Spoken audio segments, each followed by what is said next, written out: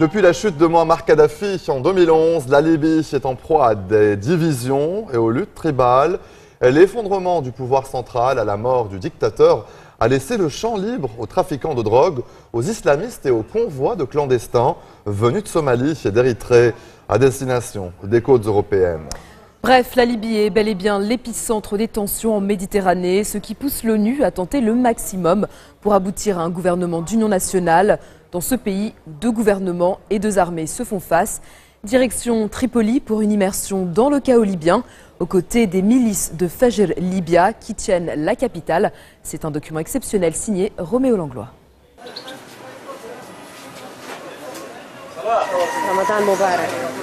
Je vous souhaite un bon ramadan et que Dieu nous prodigue à tous la paix et la sécurité. Que tout rentre enfin dans l'ordre. Ici au marché, grâce à Dieu, on trouve tout ce dont on a besoin, mais c'est vraiment cher.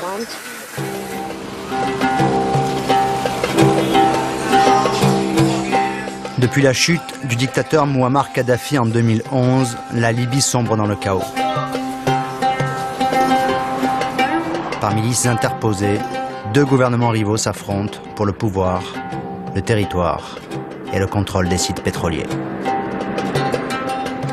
Les tribus font la loi, les djihadistes s'installent. Tripoli, la capitale. Ici, c'est le gouvernement rebelle de Fajr Libya, l'aube de la Libye en arabe, qui règne en maître. Tous les vendredis, ses sympathisants se rassemblent place des Martyrs, au cœur de la capitale.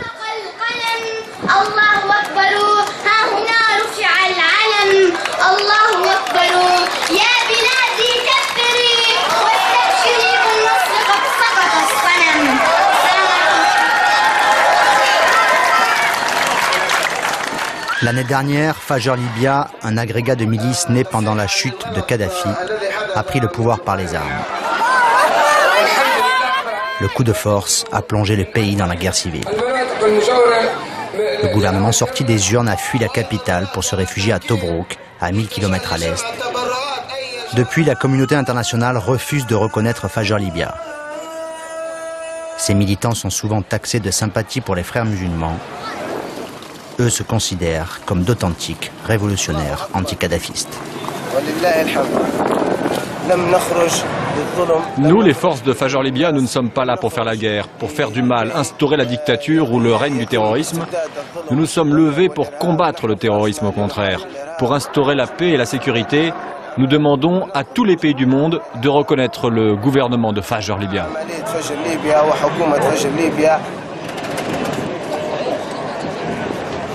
Les autorités de Tripoli sont en quête de respectabilité. Jamal Zoubia, porte-parole de Fajr Libya, presse notamment la France de renouer le dialogue. Tous les Libyens se rappellent que Sarkozy a fortement aidé la Libye à se débarrasser de Kadhafi.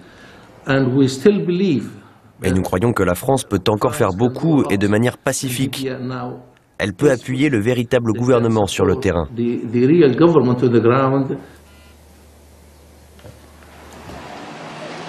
Et sur le terrain, ce sont les milices de Fajr Libya qui tiennent la rue. Moad, 24 ans, est chargé de sécuriser la place des Martyrs. C'est ici que Kadhafi a perpétré des massacres pendant la première semaine de la Révolution, en février 2011. Il a tiré sur les manifestants. Cette place représente beaucoup pour Tripoli et pour la Libye tout entière. L'année dernière, Moad a combattu contre les forces du gouvernement officiel. Il est aujourd'hui payé par le ministère de l'Intérieur de Fajr Libya. La capitale est sous contrôle, dit-il. Cette milice de Tripoli fait office de police antidrogue.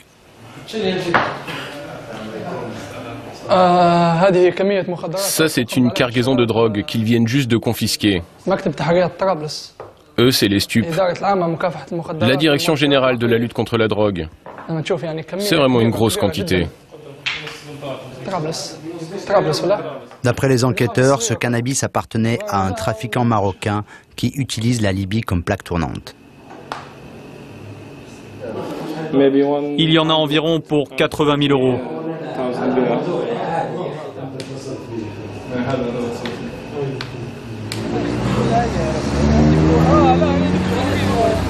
La plupart de ces jeunes sont des civils. Pendant la Révolution, ils ont fait main basse sur les stocks d'armes de Kadhafi. Chaque fois qu'un citoyen passe par un checkpoint, il se sent rassuré. Il sourit, il considère normal d'être fouillé.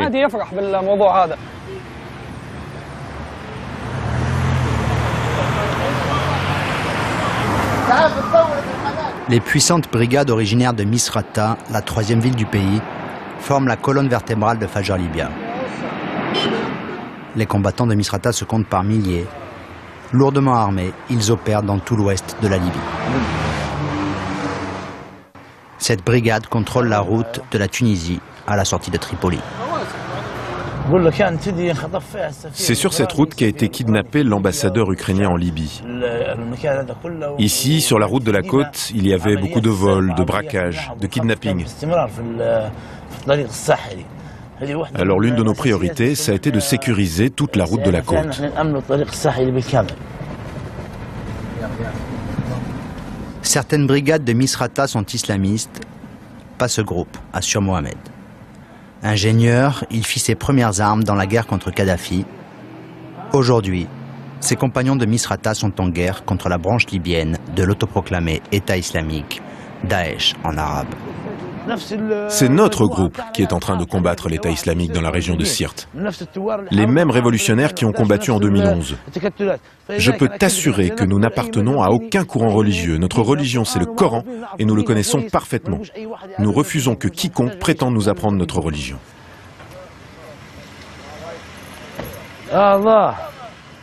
Fajar Libya est en guerre contre l'État islamique et tient à le faire savoir.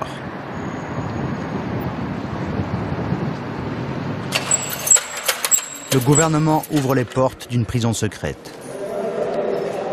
Ces jeunes détenus sont présentés comme des terroristes de l'organisation État islamique. Mettez de l'ordre. L'interview s'effectue sous haute surveillance. Nous ne serons autorisés à entendre que 2 prisonniers présentés comme des repentis. Ce Libyen de 23 ans semble réciter un texte. Le prophète n'a jamais commis de meurtre en brûlant les gens. Ses paroles sont claires. Seul Dieu a le droit de punir par le feu. Ils se servent de la religion et dégradent l'image de l'islam. Le deuxième prisonnier se dit tunisien. D'après Fajar Libya, ils sont nombreux à venir du pays voisin faire le djihad en Libye. Le jeune étranger aurait côtoyé les chefs de la branche libyenne de Daesh. Un enquêteur surveille toute l'interview. On t'a forcé à donner cette interview? Non, pas du tout. Dis ce que tu as à dire, mais ne révèle aucun nom, aucun lieu. Pas de date, pas de nom, pour qu'on ne te reconnaisse pas. C'est à Tunis que ce jeune s'est laissé séduire par Daesh. Selon lui, la France et la Tunisie sont des cibles privilégiées de l'organisation. Ils nous ont entraînés à manier tout type d'armes, de la Kalash aux lance-roquettes. On a été formés aux opérations d'assaut. Leur objectif était de frapper des cibles à Benghazi, en Tunisie et en Libye. La raison qu'on nous a donnée, c'est que ces gens collaborent avec les Français. On savait qu'une journaliste française avait insulté le prophète. Alors, j'ai ressenti l'appel du djihad et ils m'ont proposé de les rejoindre. On avait même l'intention d'attaquer les avocats internationaux en France. Je t'ai dit de ne pas donner de détails. Oui, j'ai compris. Ok.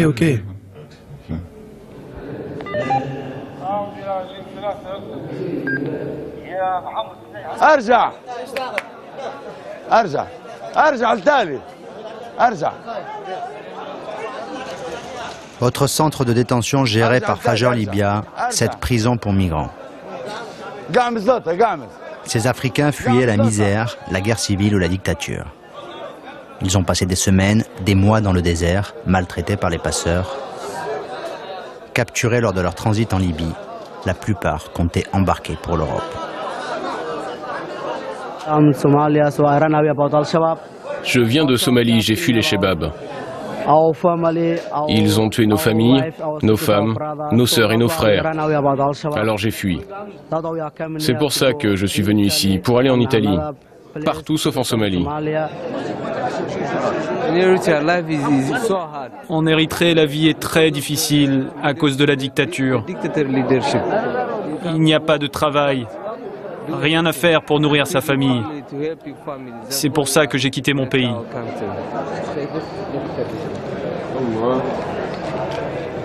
Des milliers de clandestins s'entassent dans les prisons de Fajr Libya. Dépassé, le gouvernement de Tripoli en appelle à la communauté internationale. C'est un gros problème. Il faut les nourrir, ces gens-là, les loger.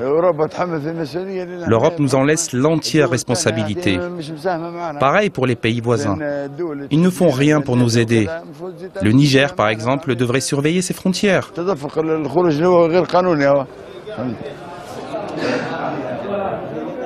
De nombreux migrants dénoncent une pénurie extrême et des mauvais traitements. Franchement, on a fait plus ici de 2 mois, on est là, on est fatigué, on ne mange pas. On nous frappe chaque jour comme des esclaves. Hier, la nuit ici, il y a quelqu'un qui est ici, on l'a cassé son pied, il y a quelqu'un qui est dedans, on l'a cassé son bras. Chaque nuit, c'est comme ça, ils rentrent pour frapper, main cassée ou bien pied cassé, etc., etc.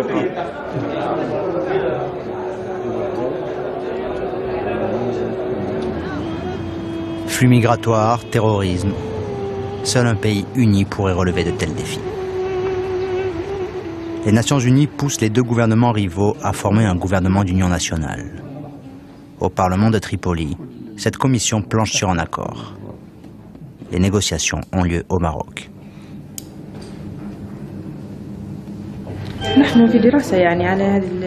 On est en train d'étudier la proposition de l'ONU. On n'a pas encore pris de décision finale. Ce ne sont que des pourparlers. C'est au Parlement de prendre une décision finale. La question est de savoir si vous pensez qu'il y aura bientôt un accord.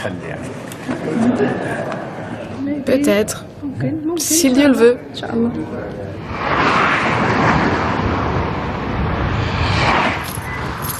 Loin des querelles partisanes, la Libye est d'abord un pays tribal. Et pour certains chefs de guerre, c'est au niveau local que la paix se fera. Mohamed, l'ingénieur devenu combattant, se méfie des politiques.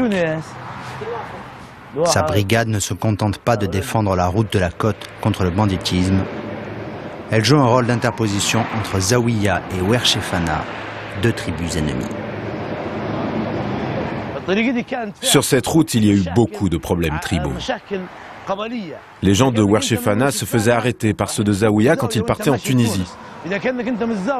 Et si tu étais de Zawiya et que tu allais à Tripoli, tu te faisais arrêter par les Wershefana.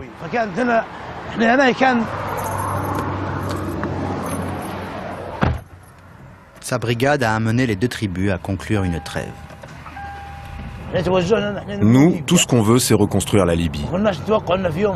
On n'aurait jamais imaginé un jour s'asseoir avec les Wershefana. Mais on les a rencontrés, on a compris qu'ils avaient les mêmes aspirations que nous, une Libye en paix. Alors on s'est serré la main et on s'est mis d'accord.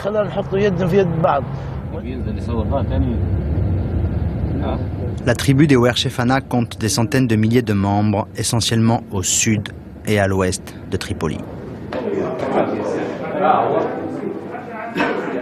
Ici comme ailleurs en Libye, le vrai pouvoir, c'est le pouvoir local.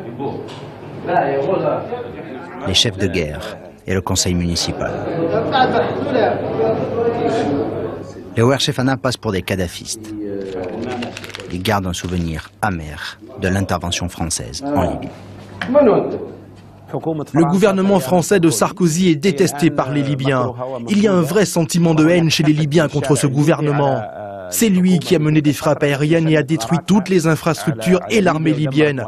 C'est lui qui est responsable de la situation actuelle.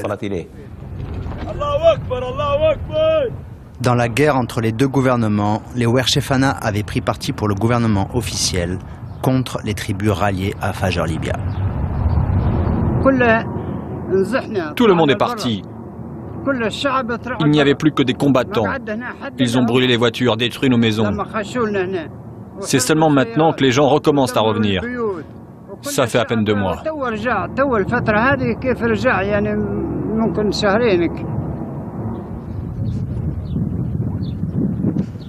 Grâce au pacte de paix, les hostilités ont cessé, mais les cœurs sont encore gros. Cet homme a tout perdu quand des combattants ont saccagé sa ferme. Pardonnez, moi je veux bien, mais ça fait 20 ans que je travaille pour construire tout ça. Qui c'est qui va me rendre ma maison? Toutes les factions ont commis des exactions. Aujourd'hui, dans l'ouest de la Libye, des cessez-le-feu sont en cours, mais ils restent fragiles. Nous, on veut bien d'une réconciliation, mais pour l'instant, il ne s'agit que d'une trêve. La Libye est une poudrière. 24 millions d'armes sont prêtes à parler. Place des Martyrs, en ce vendredi saint, après les discours politiques, les partisans de Fajr Libya rompent ensemble le jeûne du Ramadan.